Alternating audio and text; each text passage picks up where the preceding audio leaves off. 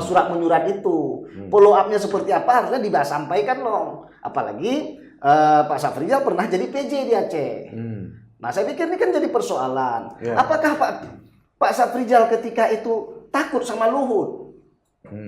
Ya kan seolah, apakah misalkan dalam pikiran Pak Safrizal kalau berpihak ke Aceh nanti dianggap seperti apa gitu? Enggak begitu dong cara pikirnya. Aceh ini masih bagian dari Indonesia. Kan gitu. Maka sebagai anak Aceh, ya lebihkan perasaan dan hati itu sedikit ke wilayah Aceh. Itu harus dilakukan. Iya.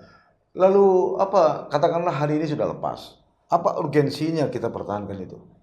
Begini Bang, ini soal marwah, soal harga diri. Ngapain kalian menjadi pemimpin Aceh kalau sejumput tanah Aceh pun nggak bisa kalian pertahankan? Ini penting lah. Kalau beginilah cara pikir kita misalnya, oh lepas aja lepas toh masa Indonesia. Bukan begitu soalnya. Ini soal harga diri dan marwah kita. Sumatera Utara